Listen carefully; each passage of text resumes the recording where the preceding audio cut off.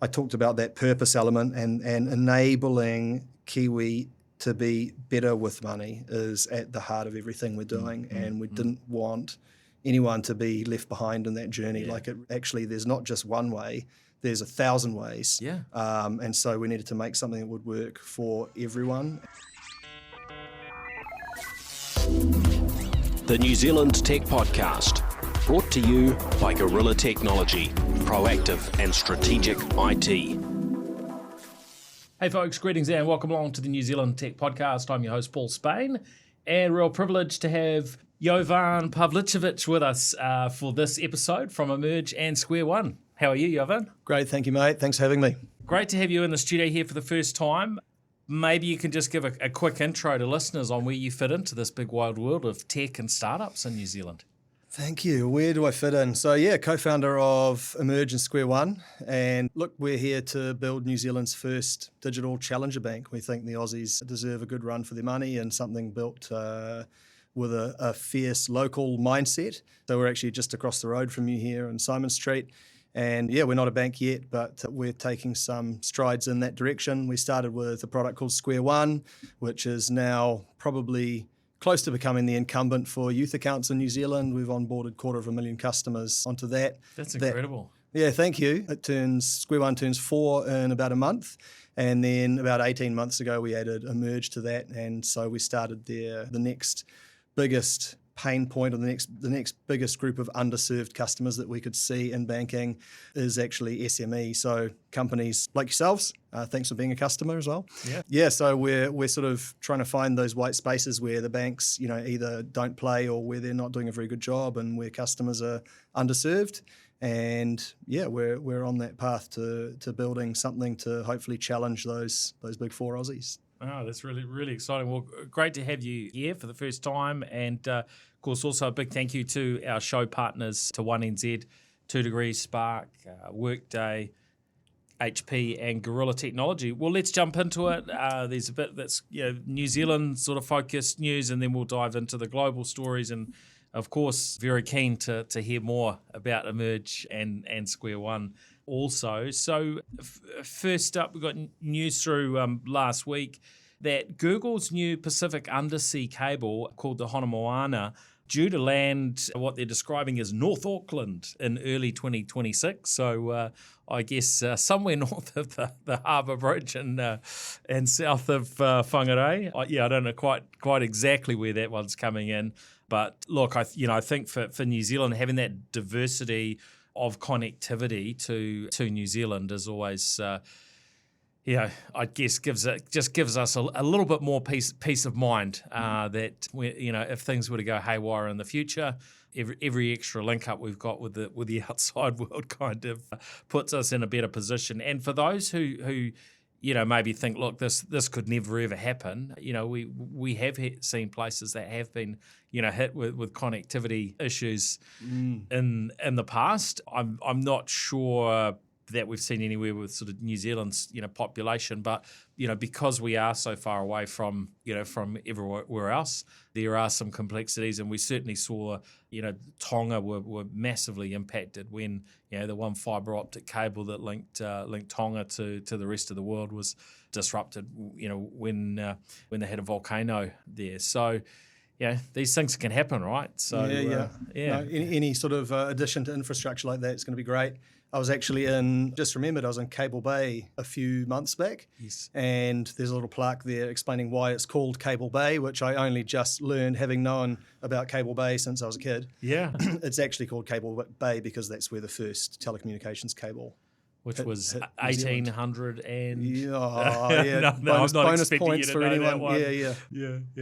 And I mean, it is quite incredible, kind of looking back on the technological history. Even of New Zealand, we've been reliant on cables for a really, really long time. Yeah. And how incredible is it that they're able to run these things under the ocean, and that.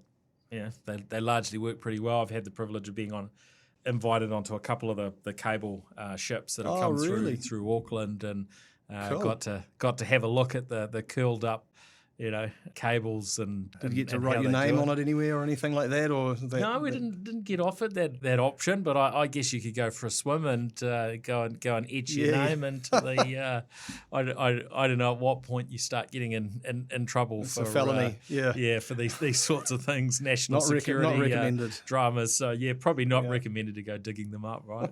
Yeah, and at one of the landings actually, Takapuna Beach. I think that might have been the Southern Cross Next cable that they did.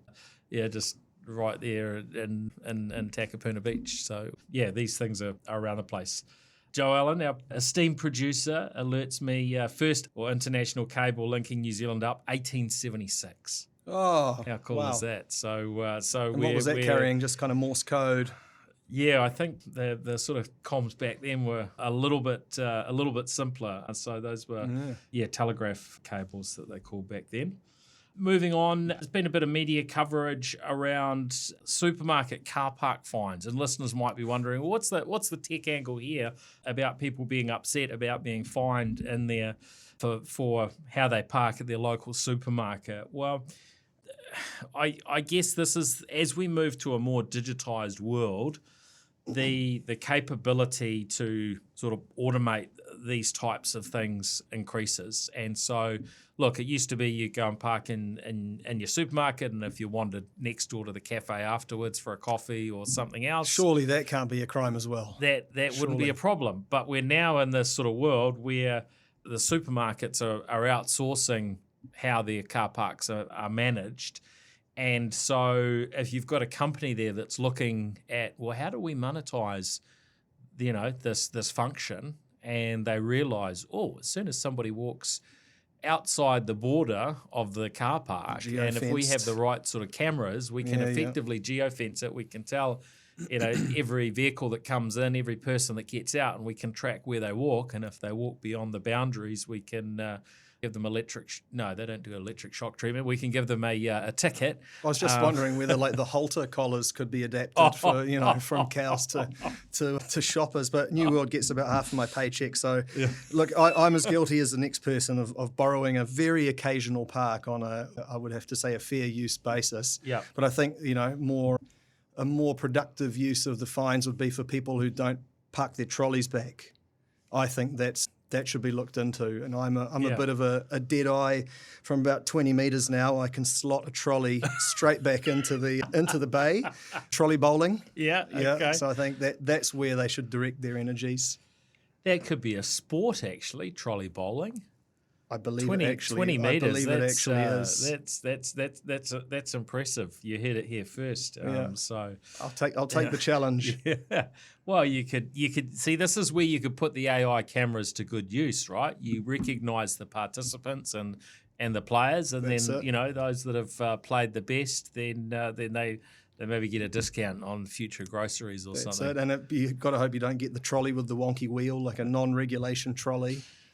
Or from 20 metres, or you've left it go too far, and then the wheel comes off or something, and it veers towards the supercar that happens to be sitting in the car park.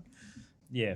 So anyway, I just think it's important we keep some discussion going around technology and digitisation, because there's a lot of good that technology brings us, but at times there's that temptation to maybe leverage technology a little bit far. There are the challenges that technology, in and of itself isn't good. It's not bad. It's all zeros and ones, right? And that means that the technology itself doesn't have any inherent humanity to it. And so if we're not really smart around how we utilize it, we can end up with situations that aren't very nice, right?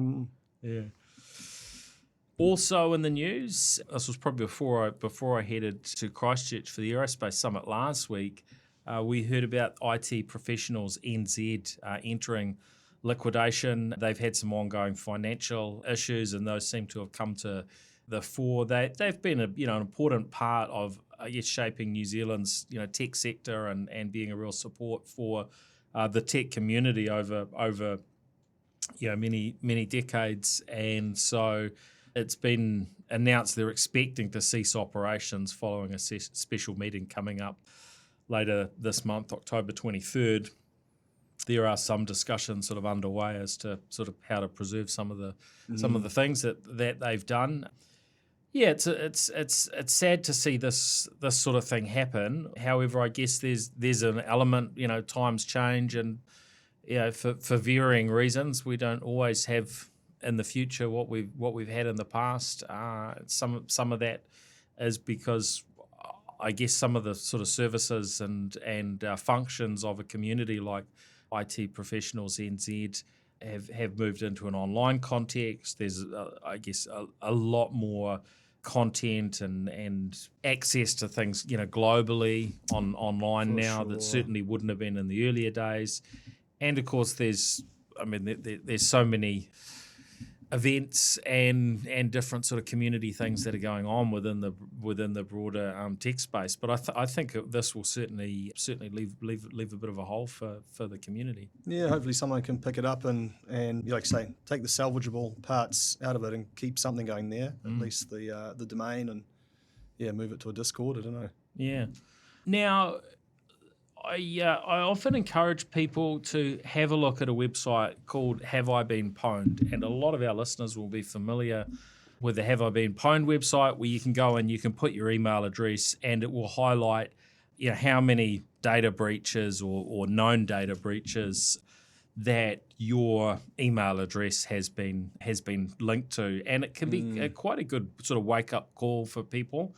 I was in Queenstown last week and speaking to a group of business owners there, in this case from Australia, and when I asked around the room who was familiar with the website, none of them were familiar with it. So it's quite encouraging to see what is happening from a government perspective, where they've made some sort of arrangement with Have I Been Pwned to make a local government endorsed website, which is called howexposedami.co.nz, and it's quite a slick site. And you go in, you use it in the same way as the Have I Been Pwned site. You put in your email address and it will come back and highlight data breaches and down to sort of specific aspects of what data might have been breached. Well, I know what I'm doing as soon as I leave here. Okay, straight on the to-do list. Yeah. Go and have a check. And a lot of us have done these sort of things in the past. But it's worth having a look if you're not sort of signed up to one of these types of things. You can sign up with Have I Been Pwned to be sort of alerted to new breaches. And an interesting lesson that's I guess in there for all of us is that at certain points in time all of us are susceptible, and we know this because the founder of Have I Been Pwned, he got hit with an email last year. This is Troy Hunt, and it came to him at a sort of particular time. Maybe he'd been sick or something or other, and it was a strange hour when he was looking at his phone, and it did the thing that often these sorts of I guess cyber criminals do, and it put some pressure on him around timing. And he was, I think, maybe being alerted that his account for his email provider was maybe overdue and bill to pay. Oh no! Clicked through, didn't check the domain name, and he put in his username and password. Oh no! And instantly they took that and took a copy of his database. So here's a guy who completely lives and breathes this stuff. He's an absolute legend in the cyber security community, and he fell for it. So good reminder to all of us that none of us are going to be 100% perfect all the time when it comes to cyber things, and really good to be aware, making sure we're following all the best practices, and great to see New Zealand government really getting behind this, because I think as a country, and particularly when we look at our smaller businesses and our private individuals, I think there's a lack of realisation for how at risk we are. So this new website, How Exposed Am I? I think will do good things for raising awareness and and alerting us to some of the challenges. So Yeah, such a good reminder. I've seen, even in the last few weeks, I've seen 2 or 3 new tactics that I've never seen before, just different mechanisms to try and get you to click the link in the email, and always accompanied with that kind of bit of time-based pressure or something financial that you're either missing out on or that you owe or something like that, to create that little bit of pressure and uncertainty and sort of urge you over the line. They're just never going to stop evolving, right? There's such a big prize on offer.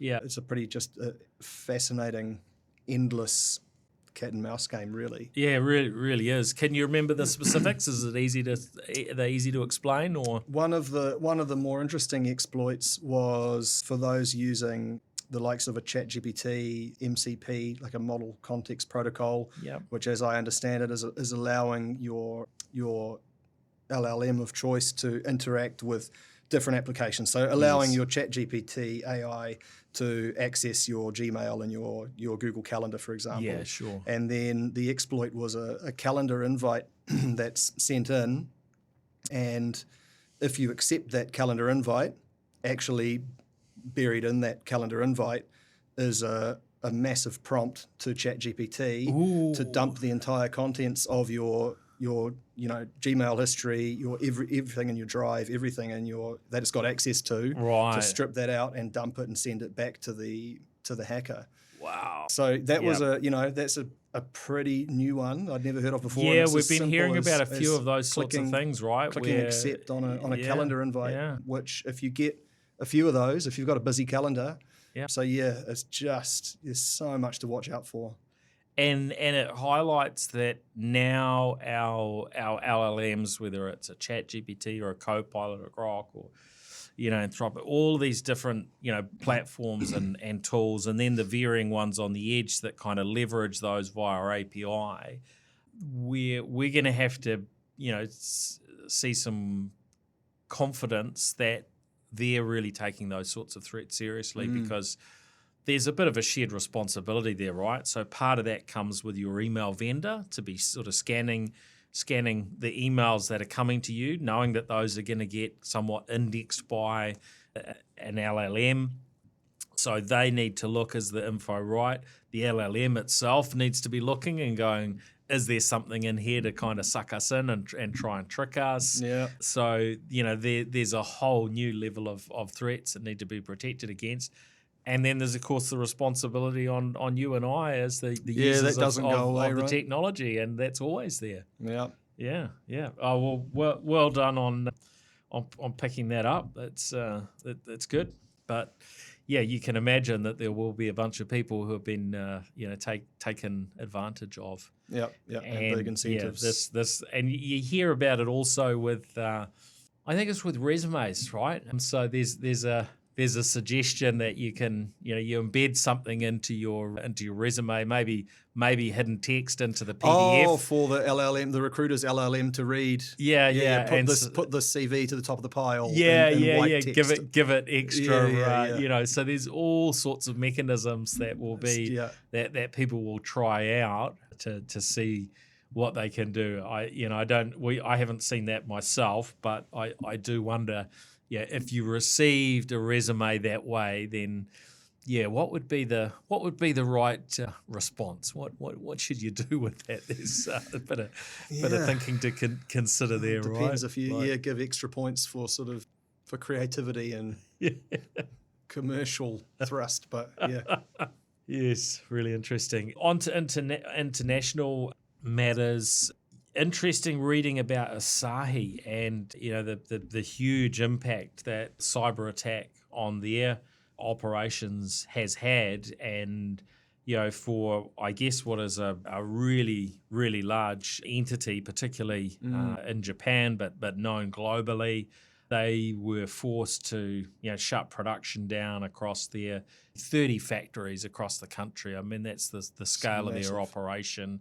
We went back to pen and paper, right? Yeah, right? They're back. And I even was reading around fax machines being part of the mix. Oh, really? And so, local bars wanting to get their orders in or confirm their orders were communicating with Asahi fax machines. And I saw a BBC report was referring to someone with a liquor store in Tokyo, and was very concerned because the availability of product just dried up virtually overnight, because this sort of product that gets manufactured somewhat on demand, so there's not months of stock sitting around or anything, and so there was very, very limited of availability.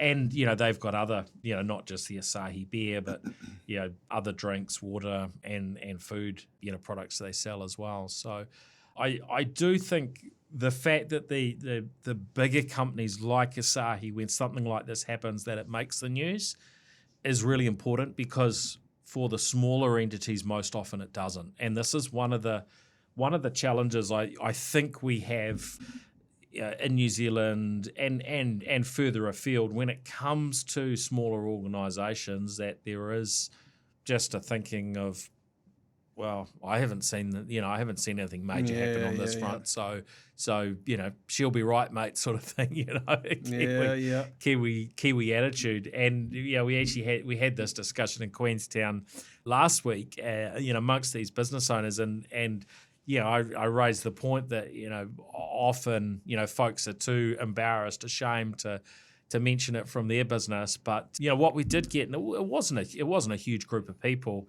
I don't know, 30, 40 people, certainly under 50.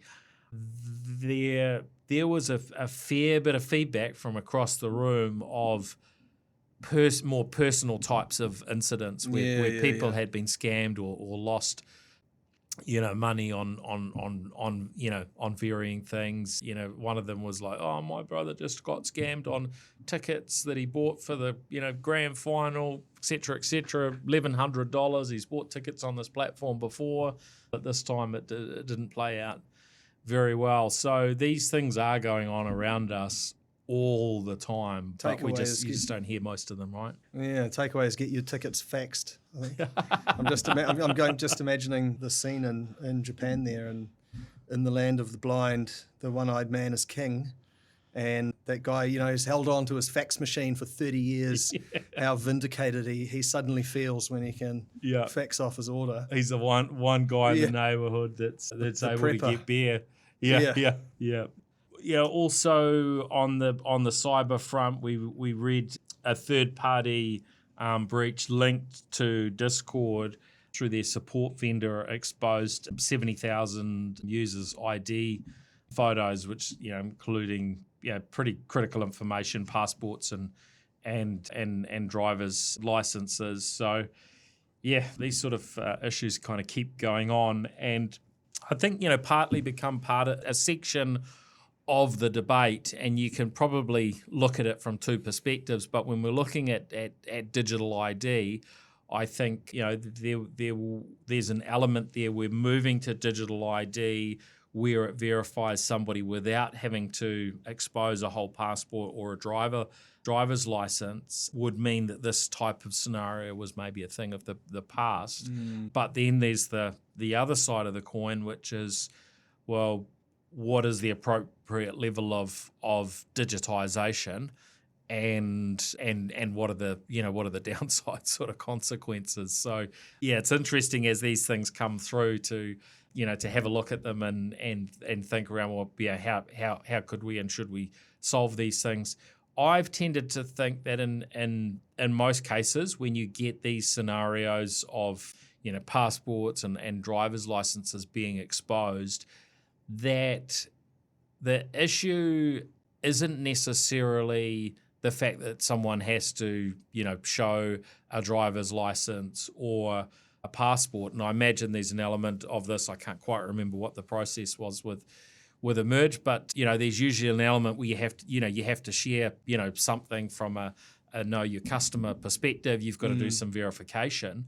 But if you're following the right best practices, there's not data sort of sitting around that's easy to get exposed to a leak, 100%. Right? Yeah. And the scenarios where we've seen it, it's usually pretty easy to look at the behaviour that's gone on with the organisation that's taking the data. Similar thing was the Ministry of Culture and Heritage in New Zealand, it was an absolute shocker what happened there. And, it got signed off internally that, this is all good and all safe, even though there had been questions around what they were doing, and they were taking people's ID and just storing them on a WordPress in a WordPress environment, right? Really? That one come didn't make on, my radar. come on. No, wow. So Incredible. these things are usually down to sort of poor practice, and I think reality is that as we digitize more and more, we need to be improving and reducing that poor practice, because you just move to new mechanisms and you're still going to expose things that you probably shouldn't be exposing. So I don't know, challenging area. Yeah. Can you share a little bit without sort of giving too much away and exposing a merge? But you've got to be able to get some information and clarity on who people are when they sign up to the platform. But I'm presuming you probably take that pretty seriously in terms of the data that you have to collect and how you store things. Yeah, we do indeed. So we're a DIA reporting entity. We have to follow to the letter of the law around KYC, know your customer, yes. AML, anti-money laundering, and it's a pretty key area for us when you'll remember onboarding to Emerge. You would have been asked for a driver's license or passport at that stage, and we do various things to, again, as you say, without going too deep into it, we do various things to verify that you are who you say you are, and that you exist in other places as well, to give us a risk weighting effectively against you, or a confidence score that you are who you say you are. Your physical face matches what the documentation is. There's a whole range of checks. There's a lot of technology that sits behind it. We've got a great compliance team, so it's a never one game.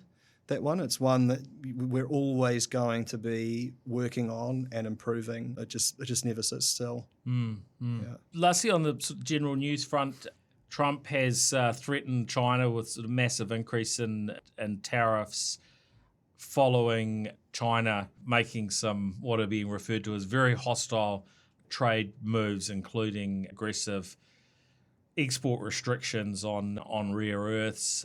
So there's some pretty challenging things going on there geopolitically now. And look, there has been for some time, but of course things can be, turned up very, very quickly, and things can get out of hand pretty quickly.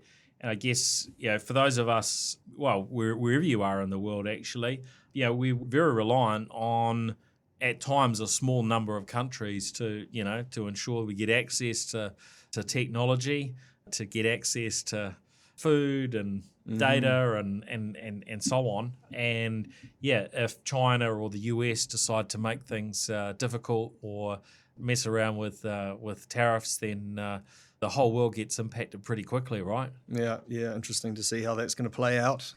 But increasingly those things are kind of the backbone of everything. Those sort of minerals, pretty big deal. There's just so much reliance on them when it comes to computers, batteries, cars, all manner of tech that we're so reliant on today. Yeah. You reckon it's a bluff, or do you think it's going to go through?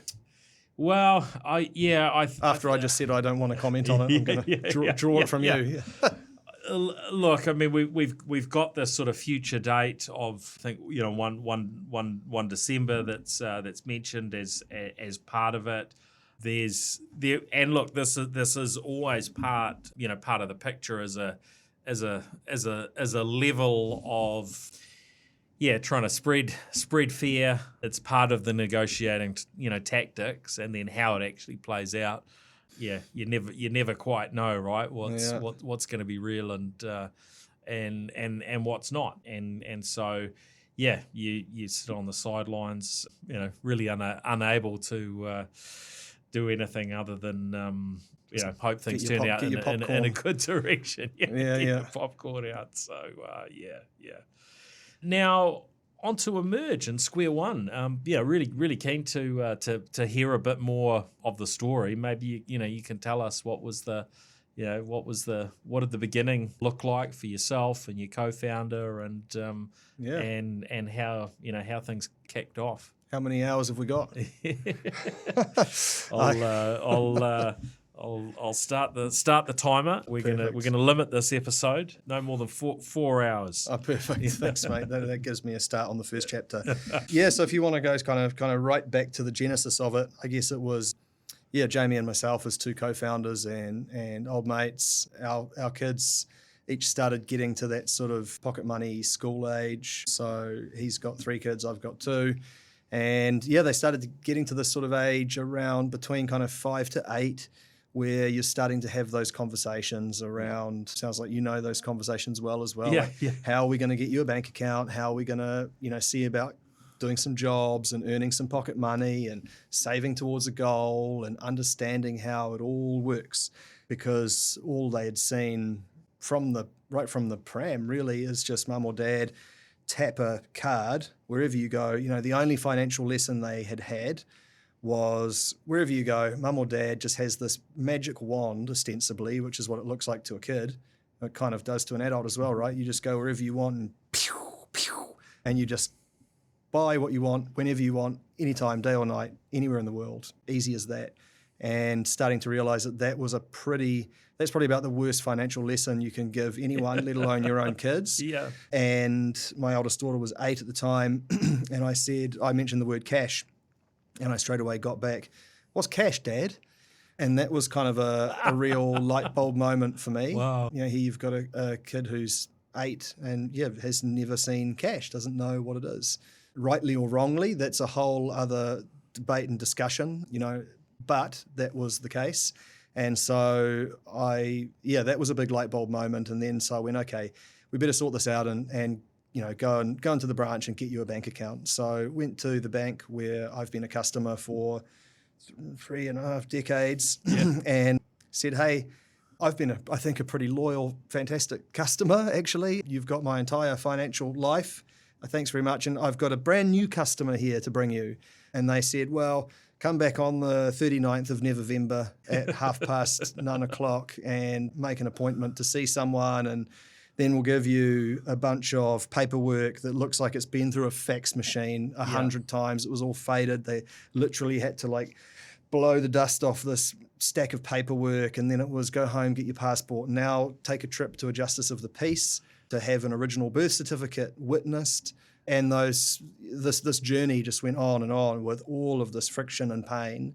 And I was just staggered, beyond belief, that this is how it still goes. Not just me that's felt that pain. It must be happening right across the country. I'd say, people are in their hundreds of thousands because they've turned to square one. So we started to realize, Jamie and I, in discussions, that this was a significant pain point, and that it was an area where, the banks, by and large, were doing quite a disservice to a large number of people. And so that was a clear lane that we could get in and make a real difference. And at the same time, there's a really big purpose upside as well in terms of lifting our financial capability as a nation. We're in a pretty financially fragile state as a country. I think, I don't have the exact stats to hand, but is it something like 40% of people have, less than $1,000 saved, which is just pretty wild. We're perilously close to the edge as a country. And so the chance to have a really big opportunity on the commercial side, could you build a bank, was where the question that we got to. And then on the purpose upside, can you uplift the country through better financial capability, better financial literacy, helping people understand, and right from a young age, how to connect the dots with money. How do I earn some? How do I spend some? How do I save some? How do I give, invest? That's the achieving capability in all of those areas. Your outcome is better financial well-being. And so, I could talk for hours on that bit alone, but that's what we're trying to do. That's where we started. We want every Kiwi to be much more financially capable. So there have been amazing efforts made in financial literacy for decades now, and the data is in through global kind of meta studies of all the studies of these financial literacy efforts that have been made for a few decades, and it's unfortunately not really shifting the dial. Going into a classroom and saying, hey kids, $1 plus $1 is $2. This is a check account. This is a savings account. Now you understand some bank terminology. Therefore, you've had financial literacy delivered to you. We'll give you a piece of merchandise and then a form. Were you happy with this? And you tick yes. And so now you're financially literate. And it's just really not the case. It doesn't shift the dial for anyone's financial literacy, let alone their capability or their well-being long term. Yeah. So Square One as a product solves all of those pain points. Parents or guardians set the parameters of that sandbox. Kids get a real life experience. They're using real money in the real world. They can do jobs. They can tick them off. Parents approve them. They see the money come in.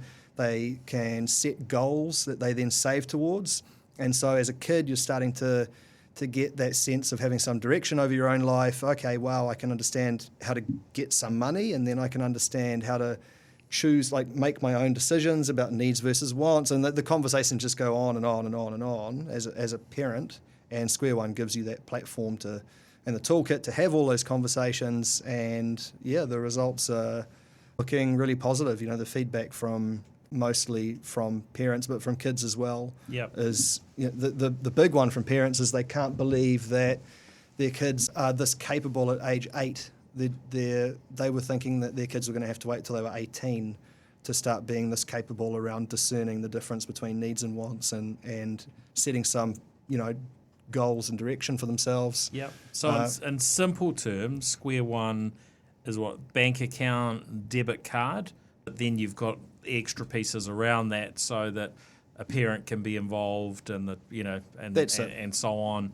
You've got apps on the phone. You can have one a for the physical parent, one debit for the card as child. well. Yep. Right. So parent and child can kind of see things. See, this is interesting because when I went through this with my bank, and all the dramas of trying to get the bank account set up, and then it's like, oh, you can't do that on a Saturday or this or that. It's like, well, actually, that's when it's easy for a parent and a child to take a day off school and a day off work, please. To wander out to do these things. And there was all sorts with sort of multiple banks being pretty challenging until I found a branch that was, I don't know, they seem to care about their customer, which didn't seem to be the case with my local branch or local branches. And when we eventually did get an account set up, in this case with an FPOS card, and I said, well, how can I sort of see that from my phone? They said, no, this is your child's account. You can't see it. Well, how do I see an account that I can get access to? Oh, we can you could set up a shared account on your that you'll be able to see through your app, and then you could do a transfer of funds from that to your child's account, but you won't be able to actually see what the balance is in your child's account or any of the other information. So that would help from a savings perspective, because it would be, all right, why do you need the money? Okay, yep, you want the money, sure, I'll transfer it so you can spend it.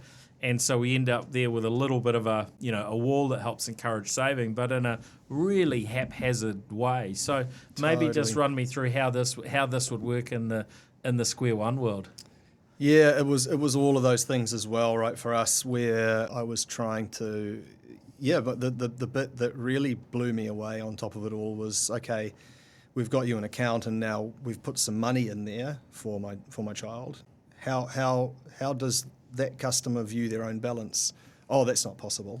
And it's like I had to go and get the manager and finally get access to internet banking, and then it's like manage your payees, apply for a mortgage, and you want a card connected to that. Like, no way. It was really like I was asking for sorcery. Yeah. So it was all of that led us to it. And so in Square One, the child view looks like earn, spend, save. And so those are the sort of 3 core pillars. Great. Earn gives you the dignity of actually, working for some money. And it's this is all stuff I think is as old as time. Like, I'm sure you would have had the similar lessons imparted to you in your youth. There's some money that can come for free, so you can set up automated pocket money. You can have free jobs and you can have paid jobs. And I guess that echoes a theme that right the way through the design of the whole product, we were really careful, Jamie and I as co-founders, to not just kind of stamp our beliefs on how it should be done. Yes. Because how you manage money in your home is going to be different from mine. Everyone's got their own really firmly held beliefs about, well, my kid shouldn't get paid to, make their bed, or actually, no, you should pay them, because otherwise how are they going to learn to work for money? So everyone's got their own views. So we've built this whole thing to cover every scenario of how, for different family values and how people think money should work. Yep. So you can have automatic pocket money, you can have free jobs, you can have paid jobs, and that, again, just is the platform that fosters all those great conversations. How is value created? Yeah. And then, so that's the earn side. Kids can tick off jobs, and then it comes to a parent to approve, so that the kids can't work the system. Again, we've also been super careful to make sure it's massively inclusive. So it's not just for the family that can afford the latest iPhone for their 10-year-old. It also works for like a family that's sharing one $50 Android handset across the entire family, right? So we built a family mode where, everyone can access their accounts with their own passcodes through one device. That's awesome. It can work on mum or dad's device. It's pretty unusual, actually, to see that sort of foresight go into building this type of app. Have you come across others doing that before? Thank you. No, not necessarily, but I guess it just came out of good, robust debate between Jamie and I. We've got our own views as well about how it should work, and then we started to go, oh, actually, there's not just one way, there's 1,000 ways. Yeah. And so we needed to make something that would work for everyone, and I talked about that purpose element and enabling Kiwi to be better with money is at the heart of everything we're doing, and we didn't want anyone to be left behind in that journey. Like, it really is like trying to be the rising tide that lifts all boats. So that's the earn side. They can tick off jobs and see it come in. The pocket money can be automated or not. On the spend column, I guess, if you think of the 3 columns, earn, spend, save, in the spend area, that's where you kind of manage all of your card controls. So that's kind of really cool. We were the first issuer in Asia Pacific, card issuer, to take the physical details off take the sensitive card details off the physical card. So if you look at your bank card, do you know why the embossing is on there? The numbers are embossed. I mean, back in the day, you used to use the physical, machine. Yeah, that's the only reason those numbers are embossed. Yeah, right. Yeah. And the last time we saw one of those was after an Asahi hack. Yeah.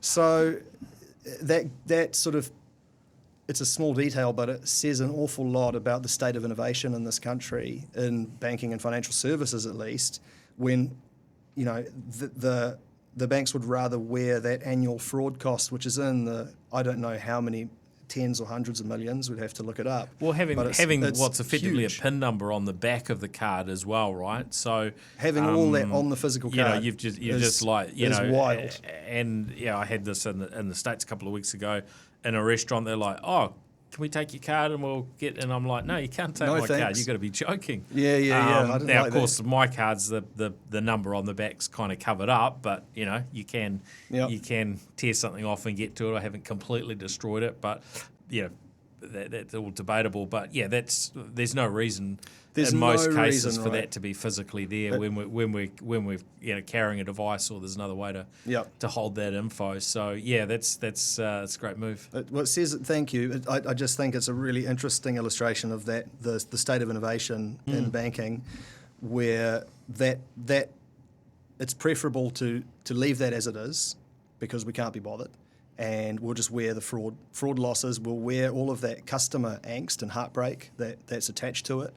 Although banks are starting to step back from wearing the fraud costs, right? Yeah. So I'm certainly seeing sort of less and less. If something has happened, there's been a dramatic reduction, in how willing banks are to sort of wear the costs related to cybercrime. Yeah, I think that goes through sort of cycles depending on regulator pressure as well.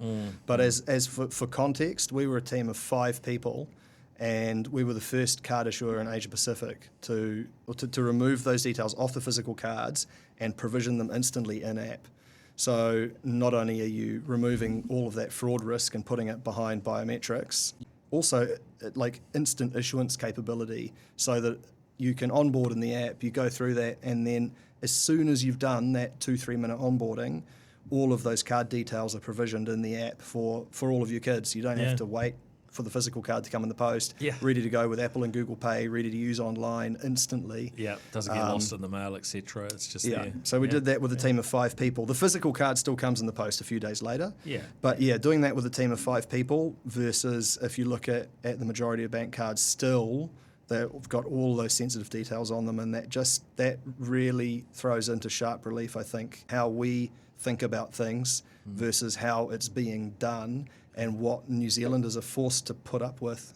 So that's great. That's that. Now we've heard about the sort of Square One side of the business, which is the more that family side. Tell us about Emerge, which is, I guess, the sort of the bigger brand, as it were, and this is where you've started with quite a big focus on serving the small to medium business market, right? Yeah, 100%. And again, thanks for being a customer. It's absolutely awesome. I really appreciate it. Well, I always like, listeners will know this, I like to try out any technology. It doesn't matter if it's the first Apple Watch. I was there in LA to get it when it was launched. Oh, or really? The first whatever. I enjoy trying out the technology and understanding sort of where it fits. Is it helpful, to Kiwis or not? And so, I like to try these things out, and Emerge was part of that. So keen to hear a little bit more, but certainly feeling pretty positive at this stage with the experience. Oh, outstanding! Thank you. So I guess it starts with that bigger vision and ultimately helping every Kiwi to be great with money. Square One. There's kind of a cheeky clue in the name as well. We always knew that was just going to be the starting point. The bigger vision was always, could you build New Zealand's first digital challenger bank? So we're not a bank yet, but we are, making good strides in that direction. Emerge is the second phase of that vision coming to life. So Square One is still there and still doing amazing things. And Emerge is now the parent brand that sits over top of that. So Square One you can think of as kind of the on-ramp to the world of money. And then the next biggest and most drastically underserved customer vertical we could see was the SME space. Businesses are just shockingly underserved. Yep. But you're also doing personal cards as well now, personal accounts as well as the business so side. So we've had Square One in market 4 years, or just about 4 years now, Emerge in market around 18 months now. So on the face of it, a couple of people said to me, that's like a really weird pivot to go from like kids accounts to business accounts. Like it's a weird pivot. But actually if you zoom out a little bit and look at the longer term strategy, it's just about finding those lanes in that clear area where the banks aren't doing a good job. And so first it was youth accounts, then business, and now we're bridging that gap with personal. So that gives our Square One, like teens, something to emerge into or to graduate out of Square One into Emerge Personal.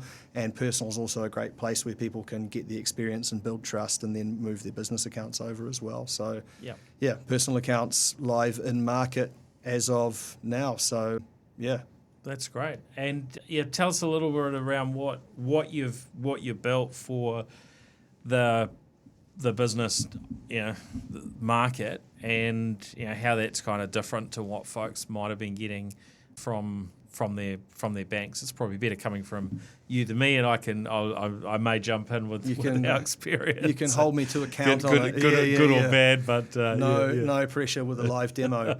You start with identifying the problem yourself in a way. That's what we did with Square One when we were just tearing our hair out going, like, the classic American infomercial, like, there must be a better way. We were really at that stage with it. And then again, as business owners, going through all of the rigmarole, the hassle, and getting this real 1980s tech and product experience. And it was just blowing us away that this is where New Zealand is in 2025. Like, are we really still doing things this way? You're going to expect an employee to bankroll the company and for them to have to come in like a with a receipt. God forbid you lose it because it needs to be stapled to a claim form, and then someone's got to look at that and then type it into a spreadsheet, and then it's got to be, processed by someone else. 6 sets of hands looking at all of this data, and it just, wow, it was just mind-blowing that this is how we expect it to operate. You've got businesses that we were hearing constant horror stories of. It could be 6 and 7 months even just to open an account, even if you've been with that bank for decades as a personal customer. Then businesses we spend so much time talking to customers. So businesses we were talking to that, and really like tech forward, financially savvy businesses, proper operators, 50, 60 people in the team, well established and technologically enabled people and companies, they would have one card shared between 60 people in the office. And it's like, who's got the card today? Well, someone's taken it on a trip to Christchurch, so no one has the card today. Then this subscription fails, or that card gets compromised, and all of our subscriptions are now failing because we can't get someone into branch to sign the paper to remove whatever, to make a change on that card. Just all of that is so utterly unacceptable, and we wanted to do something really different and drag us into 2025. So that's what we've built with Emerge. We've set out to solve all those pain points, and it's an honour to sit in the same chair Rod Drury sat in a couple of weeks ago, I think. I think we've built one of the most comprehensive zero connections in the world, maybe. We'll have to cross-check that with Rod. But just trying to remove all of the friction points right through that process, from someone being able to make a transaction through to all the way right through to the accountant reconciling those accounts. So tell us about that zero integration, because so many of our Kiwi businesses are using Xero. I know there's a capability within the Emerge app to also basically tag a receipt in, right? Scan a receipt and link that to the transaction. You've got it. How does that work? Yeah, so I guess it starts at the transaction, and you're able to, after you make that transaction, you will also get pinged with a notification if you haven't uploaded your receipt. So you can either take a photo or a document scan or search your files, however you want. Again, a big part of our ethos is around. Can you email it? Email it to. Let's say you've got the receipt via email because it's some sort of online transaction, but you want to be able to link it back, or is that? You can grab it out. You can grab it straight out of your files. So that's one of the options in there. If it's been emailed to you, that's no problem. So you'd go in and attach it. Yep. So attach the receipt to the transaction. You can then we've built GL coding into the app as well. Transactions are categorized. We've got a pretty fantastic long tail of merchants now, because we've got, I don't know how many tens of millions of transactions have been done on Square One now. I should look it up, but it's a lot. So you get a lot of data. Yes, a lot of data about all of those merchants, and we categorise them all. We pull in their logo, we pull in their address and contact details. We have a pin drop on the map, so you would have seen when you open that transaction. It's an extremely rich page with everything categorized, all detailed. And so having all of that first party data as a starting point just enables us to do so many things and make all these incredibly rich experiences and just save time, cut out all of that hassle and admin right through to the accountant. Those receipts flow through into Xero, and really we've had a lot of feedback from accountants that this is just like a dream. I believe, again, we'll have to check, but I'm not sure if anyone else is doing this, but being able to approve batch payments as an example, without getting too much into the weeds here, but pretty sure we're the only one doing that. Pretty sure we're the only one that's doing it paper-free. And then batch payments, so it's you can load them in Xero, and it's just a one-tap approve and Emerge versus sort of file uploads and multi-stage approvals and things. So we've gone pretty in depth with that Xero partnership. Yeah. Oh, that's pretty cool. Yeah, I imagine there's probably a bunch more kind of edge cases that'll come up over time, right? And opportunities to make that make that even smoother. I think of some entities, even retail, especially in the US. Actually, I haven't noticed as much here, but you go to retail in the US and they'll just email you the receipt, right? Yep. And so a way that would automatically happen and automatically flow through into the system without even having to kind of think about it. So I'm sure there's very cool stuff. There's coming always down going to the be pipes. more to keep you busy, right? Yeah, absolutely. But our experience has been it was really easy. I think a little bit of complexity with our business, with there being a family trust, owning shares. So that made some extra hoops to jump through, but it was still overall was a quick process, low stress, and then inviting staff so that we could issue them with cards. Yeah, I was really surprised just how quickly, and I needed to do it for someone the other day. I was like, I'm going to set you up with a virtual card that you can have access to on your phone, your Apple Pay, Google Wallet, etc., and so on. And it would have been 5 minutes later. It's like, oh yeah, it's all done. I'm like, what? Yeah, I'd had forgotten how just how quick it was, because I remember there are those steps that you have to go through to prove who you are and so on. But it was pretty snappy. So stoked to hear that, and the whole team will be. And really, I'm just lucky to sit here and talk about it. But so much thought and diligence and heart and passion and research and brains has gone into making it such a simple thing for the customer. And there's a team of very passionate people behind doing all that and making it work. Being able to issue or generate sort of virtual cards, so you can have a card for subscriptions and varying things, pretty helpful. I came across a situation with my, I'll call it legacy bank recently, where I don't know, at some point I'd signed up for, I think it was some Xbox Live subscriptions. Maybe we were having a bit of an event and we needed sort of multiple logins and so on. And I was, we'll sign these up and pay for them. And somewhere along the way in the rush, I hadn't kind of captured all of the details. So I called up the bank, say, I'm getting billed here for multiple Xbox Live subscriptions. We don't actually need that in our family. I only need one. But I can't work out what the login is. It's calling it, and or that it's linking back to. Look, can you guys just kind of sort that out at your end? And they're like, cancel your credit card and start everything all over again. And I'm like, I've got a whole lot of things linked back. And I'm like, so what would that look like? Oh, well, we'll cancel your credit card immediately today, and we'll get a new one in the mail that you'll get in a few days' time. And we can give you a number you can use in between.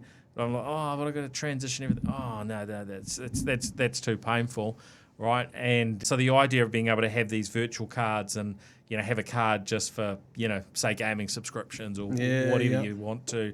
Well, I mean, in the business world, it's mostly going to be for different things. But we had one with a software vendor recently, actually, where they were... I don't think I ever got a good explanation out of them, but we were adjusting a subscription and... They wouldn't allow us to kind of adjust it how we wanted in terms of the number of users and the subscription through the user interface. Yeah. And apparently we had an account manager somewhere in the world, and I was like, well, we're changing this. The renewal comes up in X days time. Can you just take care of it? Anyway, the account manager didn't come back, and I was kind of feeling like. So we just jumped in and changed it to a virtual card. So if they overbilled, we just were able to set a credit limit at the correct rate. So we didn't have to try and get money back later. Yeah. And that, of course, kicked them into action, account manager, whatever. And then they're like, oh, how can we help you? And and sort it out. So quite handy. I see on the flip side some businesses may be getting burnt by how prolific debit cards can be and so on. Was staying at a hotel in the US who were like, oh, we only accept cards from major banks or something like that. Interesting. Okay. So I'm guessing it's something like that. So, But yeah, I certainly haven't had any problems with the cards being able to be used, put it that way. So, Yeah, awesome. yeah. No, look, they're a full fat MasterCard, work anywhere in the world, MasterCard's accepted. Yeah. Online, in person, and all the rest. Yeah, no, just stoked, genuinely stoked to hear that it's working well for you. Well, we look forward to sort of following, what's next in the journey. And we'd love to have you back in the future as things progress. Now, you mentioned sort of the personal cards. Presumably, that's just as easy to sort of get up and running on if somebody wants to try that out. I guess the capabilities are not going to be as developed as in the other areas because it's a new thing. You got it in one. Yeah, it's actually even quicker. Like you're talking a couple of minutes from downloading the app to being up and running completely. So really excited about what that means because, as I say, that's that graduation pathway from square one into the rest of your life, effectively. That was always the vision, to serve customers for life. And there's some serious innovation that we're launching with. I think I can probably talk about it here. When will this go? Oh, this is live stream now, isn't it? Yeah. It's sort of fine. Okay. You're the founder. You can make these decisions on the on the fly. Yeah, there's a massive topic around fair access and financial inclusion, and this is coming from government. This is coming from the regulators, RBNZ, FMA. It's a really big topic. People that are either underbanked or unbanked, and it's not the case that everyone can walk into a branch and produce, suitable forms of ID and, here's my last 3 payslips and here are 2 utility bills in my name. And there's a ton of reasons why you might be in that situation. It might be that you're like leaving home, leaving school for the first time. It maybe we've talked to people in foster homes, people with disabilities, elderly parent. There's so many reasons why you might be in that position. And so, we believe, as does, various political parties and various regulators, that access to something as fundamental as banking is more or less a human right. Like everyone needs to be able to access these facilities. So we've built something that caters to those people as well, which is like a serious first for New Zealand and something we're super excited about enabling. Goes right back to that idea of helping every Kiwi to be great with money. Starts with, fundamentally it starts with just access to the system. Goes right back to the ethos that underpins Square One, helping people to be great with money. So yeah, really excited about what that's going to mean. And yeah, we're just in the process of going live with that now. So if you're in your app store, you can download Emerge and you can set up with a personal account in a couple of minutes. There's some beautiful design touches throughout. Hopefully that's shone through in your business experience as well. The UI and the design and the brand, we put a lot of attention and care into those areas as well.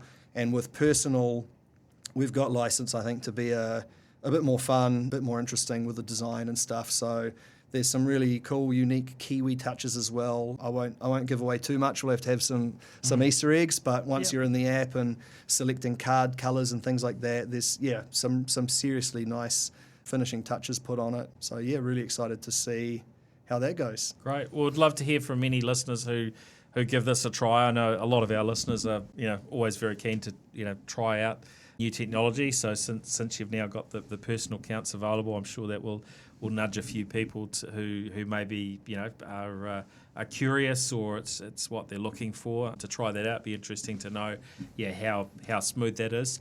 What are your thoughts, because yours is very much a digital service? What are your thoughts on how do we cater to those people who aren't so techie?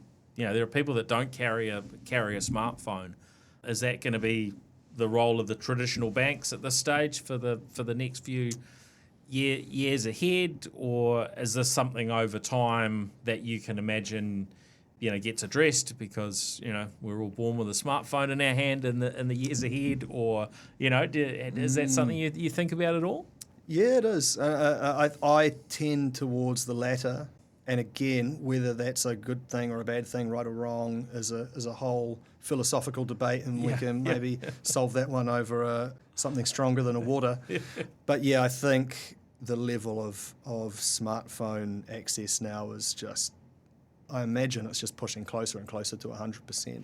Well, I think usually the number of connections in most countries is more than 100%, and because people end up with multiple connections for varying reasons. I don't know what the current stats are in New Zealand. But I know that like traditional banks are also pulling back on physical branches. They're big cost centres. So that is happening. It started happening first and foremost kind of in the regions and rural areas, which again is where access is an issue. So it's difficult to solve every single edge case down to someone not having a phone. I mean, we are definitely digitally enabled. We don't have any physical branches.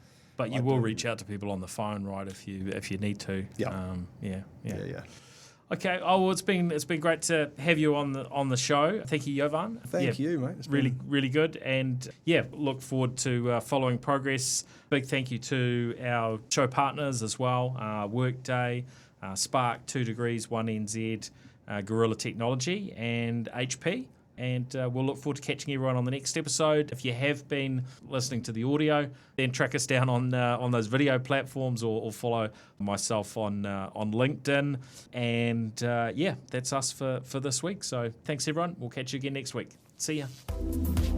The New Zealand Tech Podcast, brought to you by Gorilla Technology, proactive and strategic IT.